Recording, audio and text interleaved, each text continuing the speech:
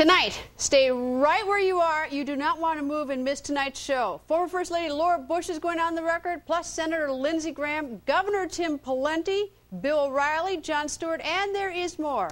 Former Governor Sarah Palin, she's first, and she joins us live from Wasilla, Alaska. Good evening, Governor. Hi, Greta. How are you? I'm very well. All right, Governor, let's go right to Delaware.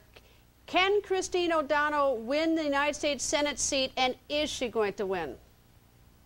I think she absolutely can win. She needs to stay on message, talking about reining in the federal government and really connecting with her Delaware voters and ignoring what the lamestream media is trying to do to her with all the distractions. Funny, Greta, though, that we are learning more about Christine O'Donnell and her college years and her teenage years and her financial dealings than anybody ever even bothered to ask about Barack Hussein Obama as a candidate and now as our president. We're learning a lot about Christine. She just needs to stay on message, and she's doing great. She's going to win.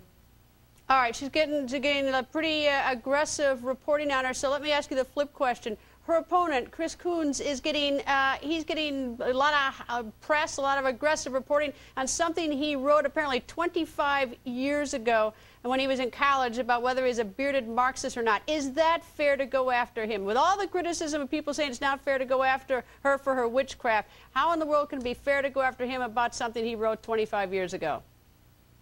I think it is fair to dig into somebody's past, if you will, and find out their associations and their beliefs and kind of what formed their beliefs. But even more important is Coons' position today on growing government and his desire to join with the extreme left, the Democrats in Congress, and start taking away more of our liberties via that growth of government that they have so embraced. That's more important even than him admitting that he was a bearded Marxist back then. Somebody needs to ask him if he still is such a thing. That would be interesting to hear. I think he's denied it, and he's probably done it multiple times, and I think what he's saying is that he's running on his record. He's been a county executive, and people know him in the state of Delaware. I think it is using politically against him, much like, goes on in politics, sort of, a smear. He's getting a little taste of what others have gotten, what you've gotten, what a lot of candidates get. And I'm just trying to figure out, when are we going to sort of put behind us sort of the stuff where we sort of jab each other unfairly because the other guy did it? Yep, absolutely right, Greta. What you're suggesting there is, hey, let's stick with what is relevant today. And what is relevant today is a candidate's intentions, where they are going to go with spending and growth in government and protecting our Constitution. That is what needs to be focused on. We only have 41 days until these midterm elections.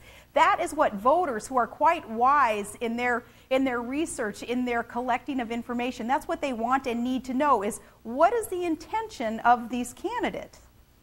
Is the Republican Party imploding a bit from the Tea Party movement? Let me go right back. Now we go right to your state, Alaska. Senator Lisa Murkowski, who lost the primary to Joe Miller, she's now running as a write-in, and some say she's a sore loser. I don't know if she's a spoiler or not, but what about Lisa Murkowski?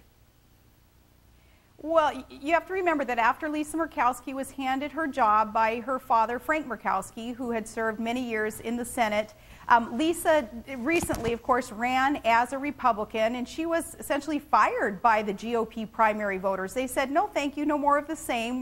We want some new ideas. We want common sense conservatism to represent our state. So she was fired by the GOP primary voters.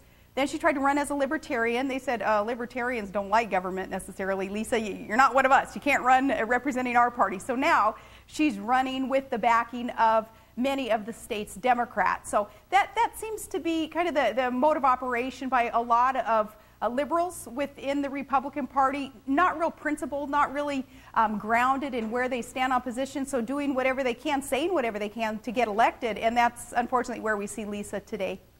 Well, it's sort of interesting because you have Lisa Murkowski, Senator Lisa Murkowski in the state of Alaska. You have Governor Christ in Florida, who also, he saw the writing on the wall as running on trying to get the Republican nomination. You've got Mike Cass, who has said that it's reported tonight, he has not said he's going to be a write-in, but it seems to have, he's left the door open a little bit that he might be a write-in against Christine O'Donnell. So, sort of sitting back and looking at the Republican Party, it doesn't look like there's much unity. It looks a little bit like there's some implosion as a result of the Tea Party. Wrong? I've always appreciated that the Republican Party, the contested primaries, and even after some contested primaries, we're not afraid to duke it out. We're not just a bunch of sheep going along to get along with one anointed leader, but within the party there is healthy debate and really good competition. I do believe, though, that now is the time for unity. After the Republican voters have spoken in a primary, now it's time to move forward with the agenda that is best for the individual states and for our nation as a whole. That is unfortunately not what is happening right now with, for instance, Senator Lisa Murkowski trying to run as a libertarian, and then now trying this third strike that she has underway right now. That's far from trying to unite the agenda, the party, the message, the common sense solutions that have to be plugged in to get our country back on the right track. Well, give me a little bit of the pulse of Alaska. Does she have any shot at it? Because I don't have a sense of Alaskan voters or what the numbers are. Does she have any shot at all at winning? There are so many Alaskans, like the rest of America, saying no more of the same. We're not embracing status quo anymore. That's what the Tea Party movement is all about. Tea Party Americans, and there is no one Tea Party itself, but Tea Party Americans rising up and saying, no, we're going to elect those who will protect the Constitution, rein in the federal government, and allow the private sector to grow and thrive and prosper. There are enough Alaskans who embrace those ideals and principles to be able to vote for Joe Miller and send him to D.C. to represent the state of Alaska and help lead the United States Senate.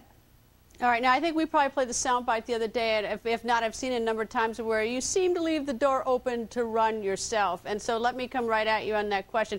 What is it that, in your mind, would be a reason to run?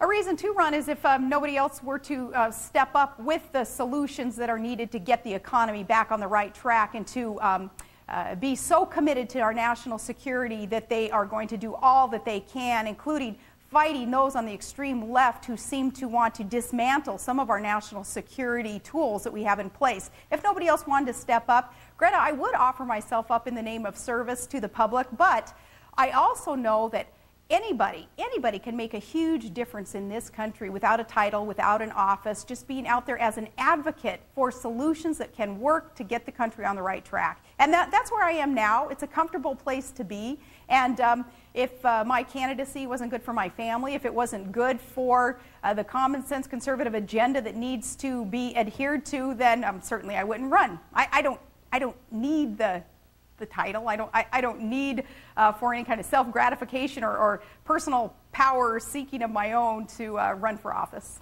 All right. Now let me try to sort of ask a backdoor question in a sense that, are you more likely to run today in your mind than you were, for instance, 6 months ago, or less likely than 6 months ago? I am in the same place as I was 6 months ago, just absolutely concentrating, Greta, on the midterm elections. You haven't moved an inch either way? Nope. Still very, very committed to doing all that I can to make sure in these midterm elections that we have people elected heading to Congress who will do the right things for this country. Governor, thank you very much.